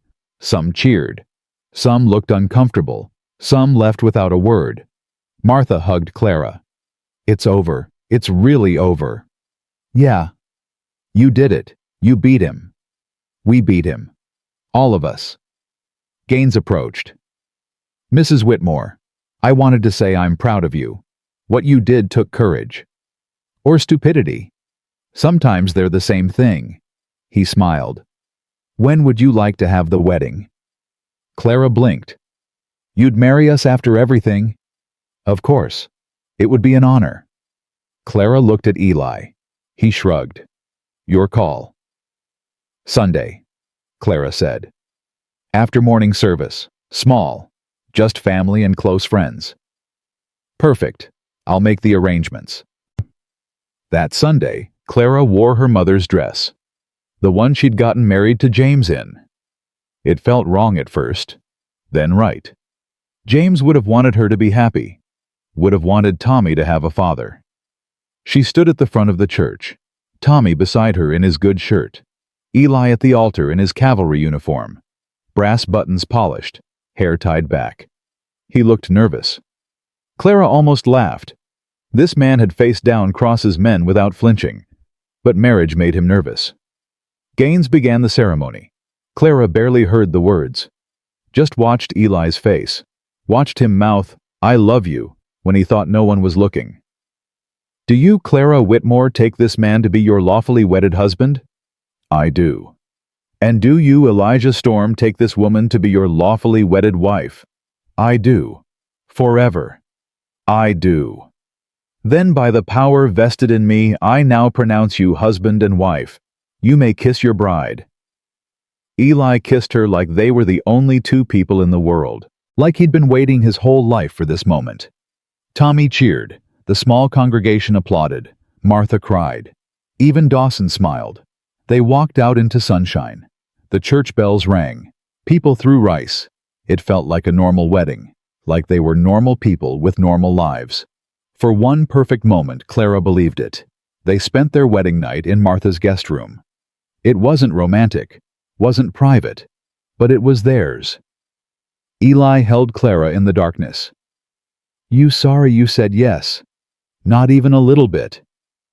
Even though we're starting with nothing." "We're not starting with nothing. We have each other. We have Tommy. We have land and water and a chance." She turned to face him. "That's more than nothing. That's everything." Eli kissed her forehead. "I'm going to make you happy, I swear it." "You already do." "I mean really happy. Big house, security, a life where you don't have to be scared." "I'm not scared anymore." "Why not?" "Because I'm not alone." They made love slowly, carefully, learning each other. Clara cried halfway through. Not from pain, from relief, from finally feeling safe enough to want this. Afterward, they lay tangled together. Eli traced patterns on her skin. "I've been thinking," he said. "About what?" "About the ranch. About rebuilding." He paused. "I want to do it right this time. Not just a house, but a real ranch. Cattle, horses, maybe some hired hands. Make it something we can pass down to Tommy." Clara's throat tightened. "That costs money." "I've got some saved. Not much, but enough to start. And I was thinking we could sell water rights to some of the smaller ranchers. Not Cross's people, but decent folks who need it. Charge fair prices, build up capital." That's actually smart." "I have my moments." Clara laughed, really laughed, for the first time in years. "What?" Eli asked. "Nothing. Just, I'm happy. Actually really happy. It feels strange." "Get used to it. I plan on making you happy for a long time." "How long?" "Forever. At least." Clara kissed him. "Forever sounds perfect." The next morning they went back to the ranch, or what was left of it. The burned house. The new structure Eli had built barely more than a shack, but it had walls and a roof. Tommy ran ahead. "Is this ours now? Really ours?" "Really ours," Clara said. "Forever." Tommy whooped, started exploring, found a salamander under a rock, ran to show Eli. Clara stood in front of the burned house, looked at the ashes, at everything she'd lost, then looked at the new structure, at everything she'd gained. Eli appeared beside her. "We'll build something better, bigger, stronger." "I know. It won't be easy." "I know that too. But we'll do it together." Clara took his hand. "Yeah, together." They got to work. The town helped. Not everyone, but enough. Lumber appeared, nails, tools. People showed up on weekends to help build. The house went up slowly, one board at a time, one nail at a time. By fall they had walls. By winter they had a roof. Tommy's 9th birthday happened in their new house. Clara made a cake. Eli carved him a horse from wood. Martha brought presents. Gaines came by with a new Bible. They sang and ate and laughed. Tommy blew out his candles. "What did you wish for?" Clara asked. "Can't tell.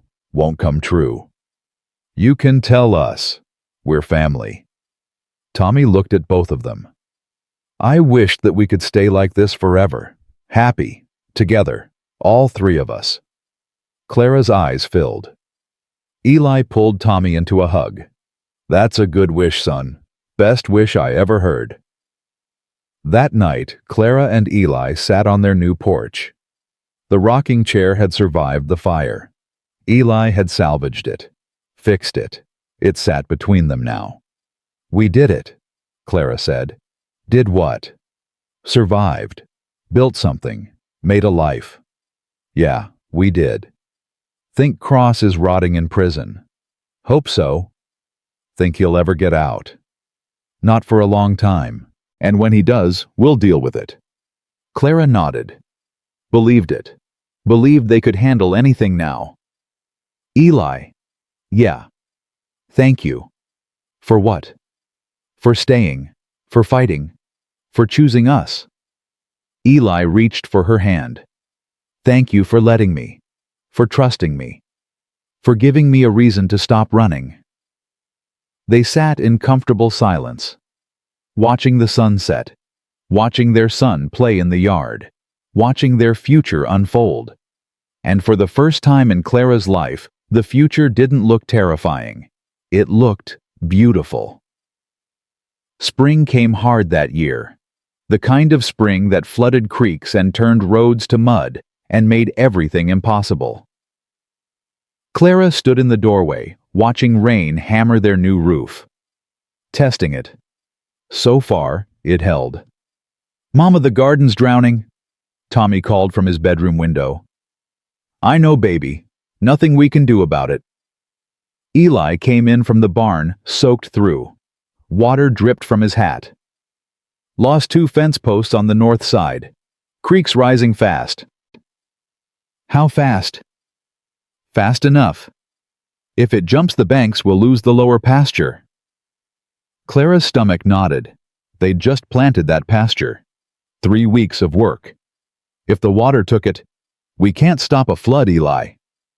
"No, but we can dig channels, redirect the worst of it." He grabbed dry clothes. "I'm going back out. Jacob and the others are already working." In this weather. Especially in this weather. Clara watched him go. Felt that old fear creep back. The fear of losing.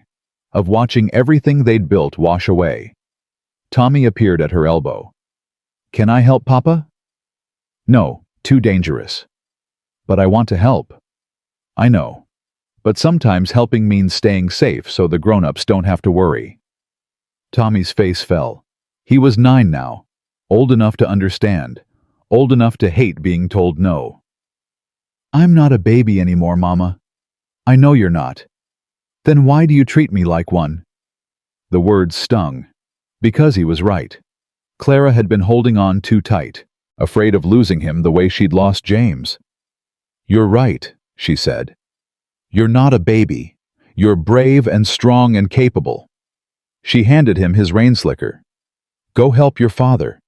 But you listen to everything he says. You hear me?" Tommy's face lit up. "Yes, ma'am." He ran out before she could change her mind. Clara watched through the window. Saw Eli's surprise when Tommy appeared. Saw him hesitate. Then saw him hand Tommy a shovel. Her son. Working alongside his father. In a flood. And she had to let them. Had to trust they'd both come home. The rain lasted 3 days. They lost the lower pasture. 5 head of cattle wandered off. But the house stood. The barn stood. And her family came home every night exhausted but alive. On the 4th day, the sun came out. Clara walked the property surveying damage. It was bad. Not devastating, but bad enough to set them back months. "We'll recover," Eli said. He stood beside her looking at the ruined pasture. "Always do." "This is the 3rd setback this year. The drought last summer, the fence vandalism in fall. Now this." "Yeah, farming's hard. Ranching. That too," he smiled. "But we're still here, still fighting." "For how long?" "Before we run out of money, out of luck." Eli turned to face her. "You giving up on me?" "No, just tired of struggling." "Then let's stop struggling." "What?" "Let's stop fighting to survive and start building to thrive. I've been talking to some of the other ranchers, the decent ones. They want to form a co-op, pool resources, share equipment, buy supplies in bulk." "That costs money to join." "Some, but it saves more in the long run."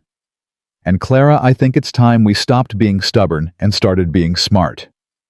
Clara wanted to argue, wanted to insist they could do it alone. But she was tired of alone, tired of stubborn. Fine, talk to them. See what it would cost. Eli kissed her forehead. We're going to make it, I promise. Yeah. Clara wanted to believe him, but belief was getting harder to maintain. That night someone knocked on the door, late, after Tommy was asleep. Clara grabbed the rifle out of habit. Eli answered. Sheriff Dawson stood there. His face was grave. Evening, Storm. Mrs. Storm. Sorry to bother you so late. What's wrong? Clara asked, her heart already racing. Got some news. About Cross. Clara's blood went cold. What about him? He's dead. Killed in prison yesterday. Stabbing. Another inmate. The words didn't make sense at first. Clara heard them, understood them individually, but together they created a meaning her brain couldn't process. Dead. Yes, ma'am.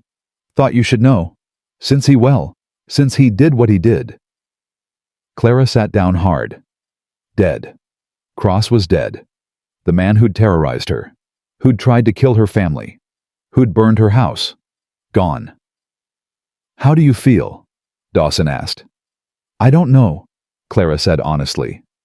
I thought I'd feel something. Relief, satisfaction, but I just feel empty. That's normal. Man did terrible things, but he was still a man. It's okay to not celebrate death. After Dawson left, Clara and Eli sat in silence, processing. Does this change anything? Clara asked. What do you mean? I mean, we've been fighting him for so long, building our life in opposition to him. Now he's gone. So what are we building for? Eli took her hand. We're building for us, for Tommy, for the life we want, not the one Cross tried to take from us. How do we know what we want when everything's been about survival?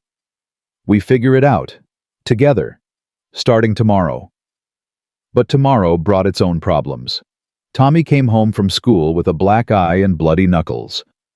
Clara grabbed his face. What happened? Got in a fight. With who? Billy Cross. Clara's stomach dropped. Cross's son.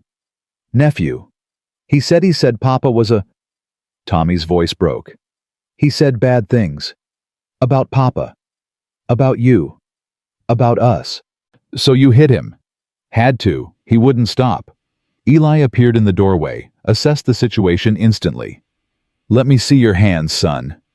Tommy held out his hands. Knuckles split open. Eli cleaned them carefully. Did you win? Yes, sir. Good. How many times did you hit him? 3 times. Once for each of us. Eli's lips twitched. And did he stop talking? Yes, sir. Stopped real quick. Then you did what you had to do, but Tommy, violence is last resort. You understand when words fail, when walking away isn't possible, only then. Yes, sir. But Papa, he said you weren't my real father, that you're just some drifter Mama took in. Eli went very still. And what did you say? I said you're more my father than his uncle ever was to him. That real fathers stay, they fight, they love. Tommy's eyes filled. Was I wrong? Eli pulled Tommy into a fierce hug. No, son, you weren't wrong. Not even a little bit. Clara watched them. Her husband and her son. Blood didn't make them family. Choice did. Every single day, they chose each other. That night, the school board called a meeting. Wanted to expel Tommy for fighting. Clara and Eli sat in the front row while the board debated. The boy started a fight, one board member said. We have a zero-tolerance policy. Billy Cross started it with his mouth, Clara said. My son finished it with his fists. There's a difference. Violence is violence, Mrs. Storm. Is it because my son defended his family's honor? What would you have had him do? Stand there and take abuse? He should have told a teacher. And then what? The teacher tells Billy to stop. Billy says sorry and means it. You and I both know that's not how the world works. The board members shifted uncomfortably. Gaines stood up from the back. May I speak? The chairman nodded. I taught Tommy in Sunday school. He's a good boy, kind, thoughtful, not prone to violence. If he fought, he had reason. And frankly, I think expelling him sends the wrong message. That defending yourself is wrong. That standing up to bullies makes you the problem. Gaines looked around the room. We've all stood by while good people got hurt, while Cross terrorized this town. Are we really going to punish a child for having more courage than we did? Silence. Then Martha stood. I agree with the Reverend. Tommy stays. One by one, others stood. Not everyone, but enough. The chairman sighed. Fine. Tommy stays. But one more incident. There won't be, Eli said. I'll make sure of it. They walked home under stars, Tommy between them, holding both their hands. Am I in trouble? Tommy asked. No, Clara said. You're not in trouble. But I broke the rules. Sometimes rules are wrong. Sometimes standing up for yourself is more important than following rules. How do I know which times? Clara and Eli looked at each other. How did you teach a child the difference between justified violence and cruelty, between standing up and lashing out? You use your judgment, Eli said, and you ask yourself, am I doing this to hurt someone or to protect someone? If it's to hurt you, walk away. If it's to protect you, stand your ground. Tommy thought about this. Okay, I understand. Clara hoped he did. Hoped they were teaching him right. Hoped they weren't creating a boy who solved problems with his fists. But then Tommy said, Papa, if someone hurts Mama again, I'll fight them too. Even if I get expelled. Even if I get in trouble. Because family protects family. And Clara knew they were doing something right. Summer came hot and dry. The kind of dry that cracked earth and killed crops and made everyone mean. Water disputes broke out between ranchers. The co-op Eli had joined helped. But tensions still ran high. One afternoon, a stranger rode up to the ranch. Young man, maybe 20, dusty from travel. Help you, Eli called from the porch. The young man dismounted, removed his hat. I'm looking for Elijah Storm. You found him. My name's Daniel Patterson. I think you knew my father. Eli went pale. Clara appeared beside him. Thomas Patterson, Eli asked. Yes, sir. He died in the war. But before he did, he left papers. About this land.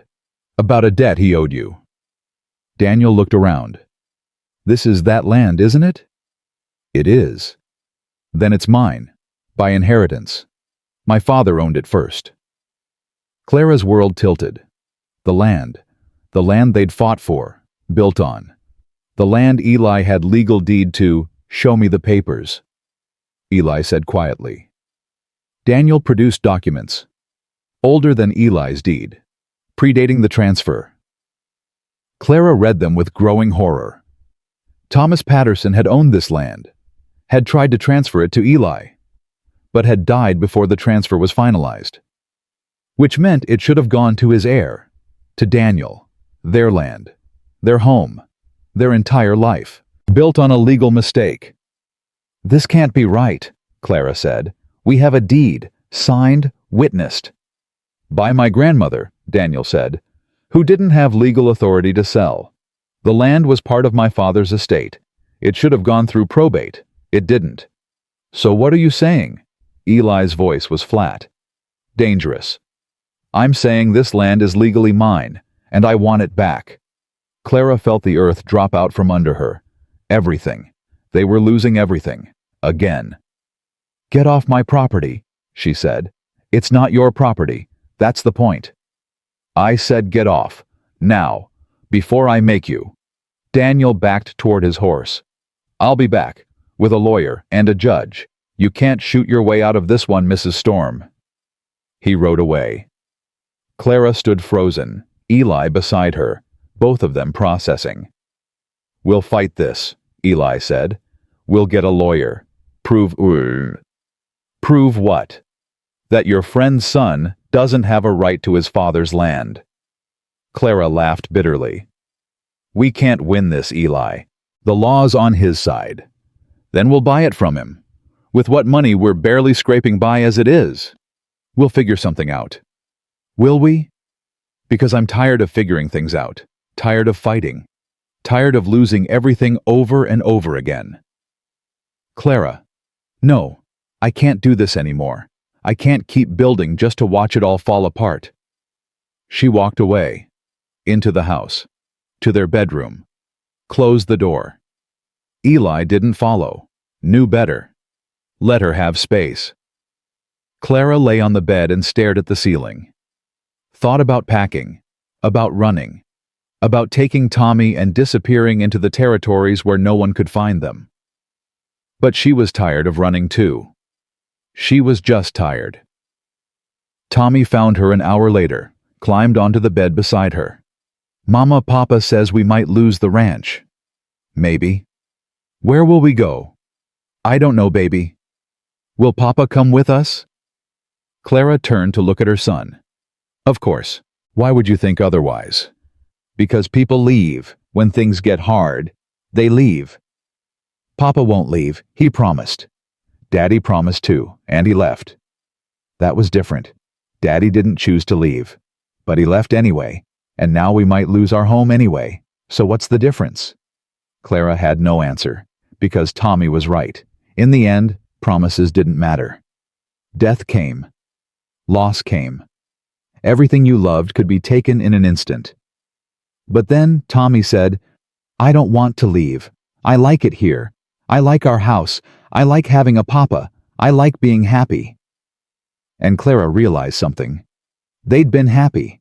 Actually, genuinely happy. For the first time in years. Maybe the first time ever.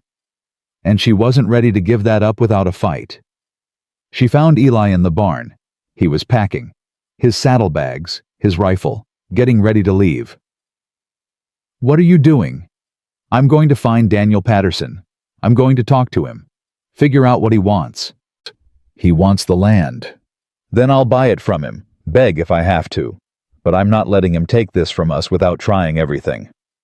And if he says no, then we'll figure out something else. We always do. Clara crossed the barn, took his hands. I'm sorry, for earlier, for saying I was tired of fighting. You are tired, so am I. It's okay to admit it. But I'm not giving up. Not on this. Not on us. Eli kissed her. Neither am I. They rode out together. Left Tommy with Martha. Found Daniel Patterson in town. He was staying at the boarding house. Mr. Patterson, Clara said. We'd like to talk. About what the land's mine. Nothing to discuss. About what you actually want, Eli said.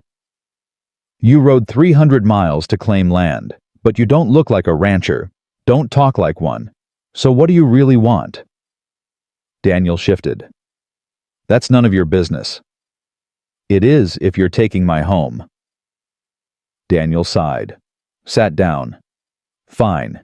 You want the truth, I need money. My mother's sick. Doctor bills are crushing us. I thought maybe I could sell this land. Pay for her treatment. Clara and Eli looked at each other. Saw the same calculation. How much do you need? Clara asked. For what? For your mother. How much money? $500, maybe more. And how much do you think this land is worth? I don't know. 1,000, 1,500. Eli leaned forward. I'll give you 800, cash, today. You sign the land over to us, legal and proper, and we'll throw in a letter of reference. Help you find work if you need it. Daniel stared. You have $800. No, but I know where to get it. They went to the bank. Eli put up their cattle as collateral. The banker was reluctant, but Gaines vouched for them. So did Martha. So did half a dozen other townspeople. They got the loan, paid Daniel, got the deed, legal and proper and uncontestable. That night they sat on their porch, Tommy between them, looking at their land, their home, knowing it was really truly theirs. We're in debt now, Clara said. Yep. Serious debt. Yep. We'll have to work twice as hard, sell more cattle, take fewer risks. Yep. And we still might lose everything. Eli smiled. But we won't lose it without fighting. And we won't lose each other. That's what matters. Clara leaned against him. When did you become so wise? When I met a stubborn widow who taught me that some things are worth fighting for. Tommy yawned. Can we stay here forever now? Really forever? Really forever, Clara said. This is home, our home. Nobody can take it from us now. Promise. Promise. Tommy fell asleep between them. Clara and Eli carried him to bed, tucked him in, stood in his doorway watching him breathe. You ever think about more? Clara asked. More what? More children. Brothers or sisters for Tommy. Eli looked at her. You want more children? Maybe. Someday. When things are more stable.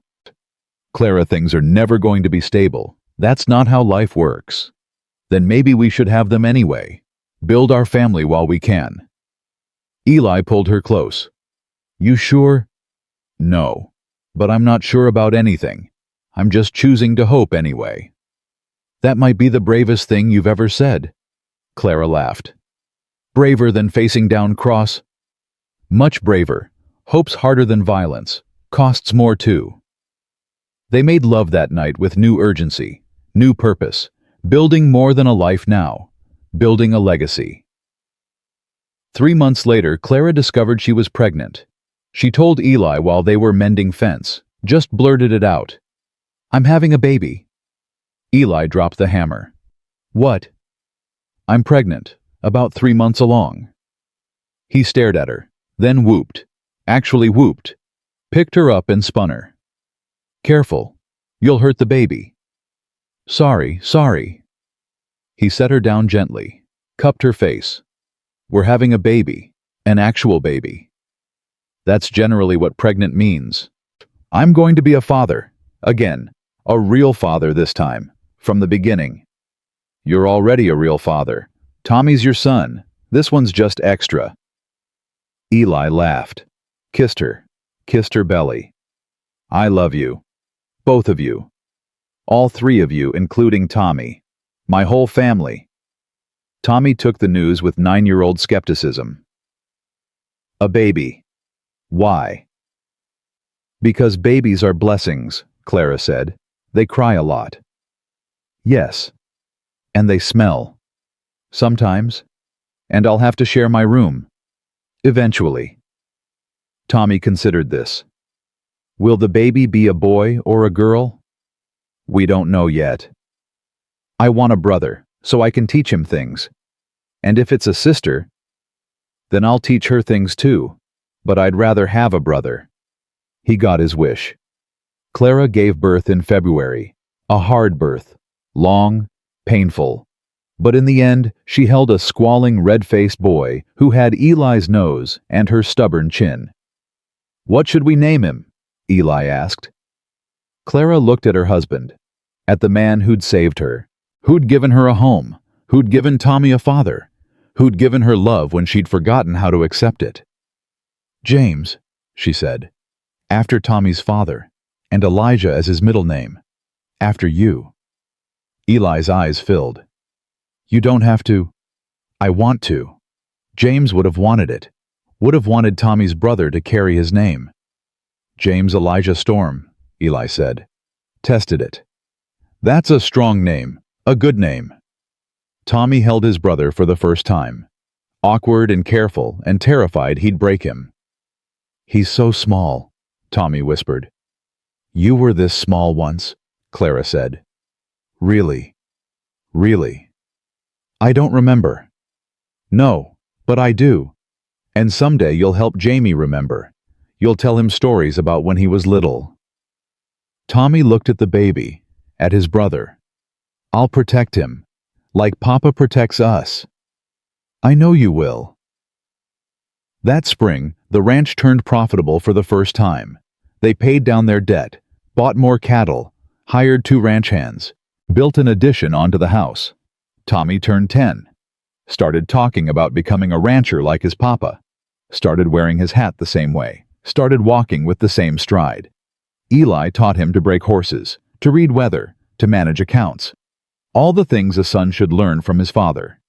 Jamie grew fat and happy, learned to crawl, to laugh, to call out Pa and Ma in his baby voice. And Clara. Clara learned to breathe, to sleep through the night without nightmares, to trust that happiness wasn't temporary, that home wasn't something that could be burned away. 5 years passed, then 10. Tommy grew tall and capable, took over more of the ranch work, fell in love with the school teacher's daughter, married her in the same church where Clara and Eli had wed. Jamie grew into a wild boy who loved horses and hated books, who followed Eli everywhere, who called Clara Mama with such pure love it made her cry. The ranch prospered. They bought more land, built a bigger house, became respected members of the community. Cross's name faded from memory, became a cautionary tale, a story about greed and what it costs. And Clara. Clara became known as the widow who wouldn't break, who'd faced down a tyrant and won, who'd built a legacy from ashes. She stood on her porch one evening 20 years after that first day Eli had appeared. Tommy was 30 now, running the ranch with his wife. Jamie was 15, learning to be a man. Eli came up behind her, put his arms around her waist. His hair was gray now, lines around his eyes. But his hands were still strong, his love still steady. "You thinking about the old days?" he asked. "Sometimes. Hard not to. Regret anything." Clara thought about it, about the fear, the pain, the loss, the fight. "No," she said, "not even the hard parts, because the hard parts led to this." To what? To us, to family, to home, to everything I never thought I'd have. Eli kissed her temple. Same. They stood together watching the sunset over land they'd fought for, land they'd earned, land they'd passed to their children and their children's children. Tommy rode up with his 2 daughters, 6 and 4. They jumped down and ran to Clara. Grandma, we learned a new song." Clara scooped them up. These beautiful children who existed because she'd been brave enough to hope, brave enough to fight, brave enough to love again. "Sing it for me," she said. And they did. Their voices high and sweet and full of the innocence she'd fought so hard to protect. Eli's hand found hers, squeezed once, a whole conversation in that squeeze. "We made it. Against everything, we made it." "I love you," Clara said. "Still, always." "Still and always," Eli replied. "Until my last breath and beyond." Jamie appeared from the barn, tall now, strong, looked like his father, had his mother's fire. "Pa need help with the new foal?" "Sure, son, let's go." Father and son walked away together. Clara watched them go, felt Eli's granddaughters climb on her lap, felt Tommy's hand on her shoulder. This was what she'd fought for, not land, not water rights, not revenge. Family, home, love, legacy. Cross had tried to take it from her, had tried to break her, had tried to erase her. But she'd won. Not by defeating him, but by building something he never could. A life worth living, a family worth fighting for, a home worth defending. And as the last light faded from the sky and the stars came out one by one, Clara Whitmore Storm knew with absolute certainty that she'd made the right choice every time she'd chosen to stay, to fight, to love, and to hope. Because hope in the end was the strongest weapon she'd ever had. And she'd won.